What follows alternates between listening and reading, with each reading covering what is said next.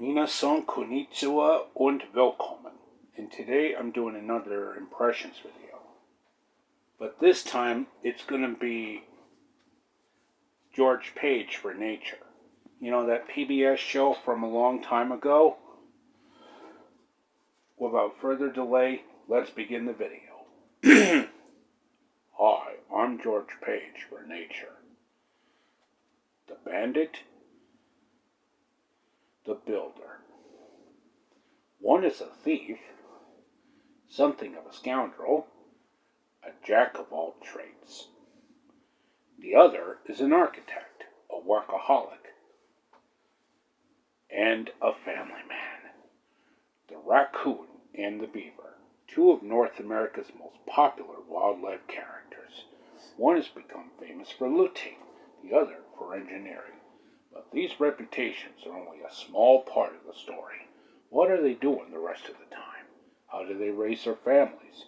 Our film looks at the fortunes of two families whose lifestyles could not be more different. The raccoon and the beaver. Two success stories that could not be more different. Both make their living in the forests of North America. But while they share the same forest, their respective talents lead them to almost opposite lifestyles.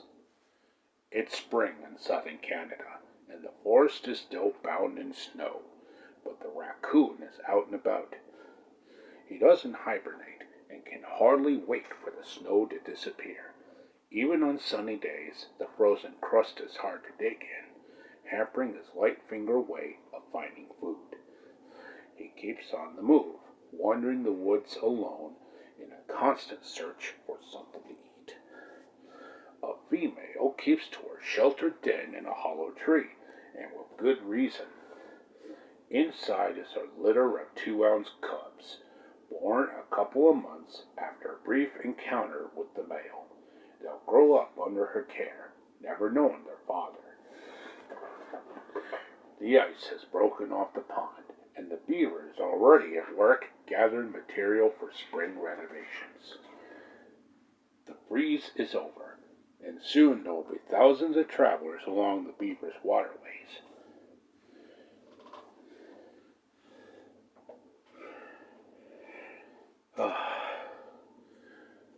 The woods are still leafless, but the resident chickadees have already staken the claim to the best nesting sites. Soon warblers, sparrows, wrens, and others will be arriving, and it's first come, first served. The rest of the cubs have had their first lesson about the dangers that lurk in the dark. He's made addition to the lodge, and inside there's a new member to the family. Beavers are strictly vegetarian, and while the female tends to the new kit, the male keeps her supplied with greenery. Tender aspen leaves are a favorite.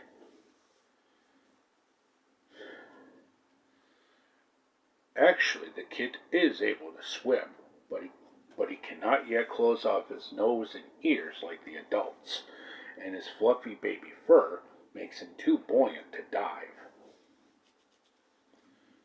The male raccoon, always hungry, investigates the backwaters with gusto. He's been living off his body fat for most of the winter and is ready for a good meal.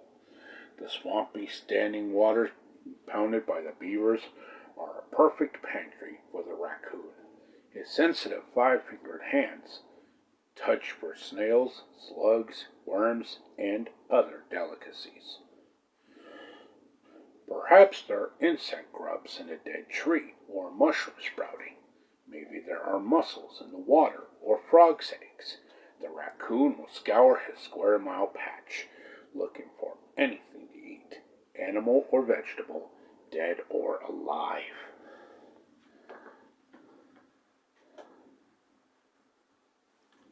A different mother in a tree nearby is luckier. A wood duck prepares to lead her chicks out into the world. Even though her eggs hatched only a day ago, it's time for them to leave. She doesn't feed them, and they must go out to eat. vantage point in the tree gives him early warnings of approaching danger. A coyote. The coyote is one of the raccoon's few remaining natural enemies, and its numbers are increasing in the absence of the wolf and the bear. Danger is never far away. A snapping turtle is a silent submarine predator of ducklings. Just in time, the wood duck leads her chicks out of harm's way.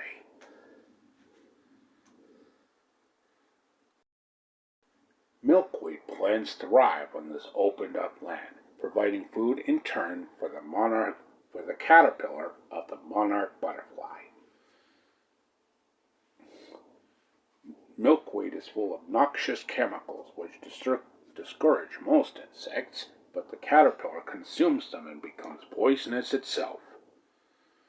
After about 10 days of eating, the caterpillar pupates, preparing for its glorious transformation.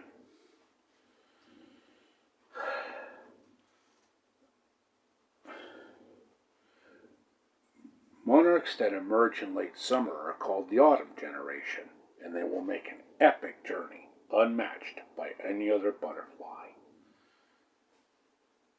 They flit from flower to flower, collecting sugars to fatten up for the trip. And they will fly 2,000 miles to California and Mexico for the winter. The raccoon was considered the upcoming winter too. He doesn't truly hibernate, but he needs a place to hold up in really bad weather. He needs to overeat on the rich harvests of autumn fruits in order to make it to the coming winter. He discovers a cache of acorns, probably the hard work of a squirrel, and of course he steals them. Like raccoons, beavers don't hibernate. Their engineering provides a safe place to keep warm all winter. The Canada goslings now make their noisy debut. Both parents are on hand for the launching. But the wood duck must supervise her brood all by herself. Another successful raid for the bandit. Raccoons take about a quarter of the turtle eggs each year. Okay, this should be it for the video for today, folks. I hope you enjoyed it. Like, subscribe, comment, and as always, amigos, au revoir, auf Wiedersehen, sayonara, adios, and arrivederci. And make sure you click that bell icon so you'll get notified when I upload new videos. And I'll be back with another video shortly, so stay tuned. And don't touch that dial. I hope everyone in the YouTube community has had a very good Christmas and a good New Year's. I'll be back soon. I promise.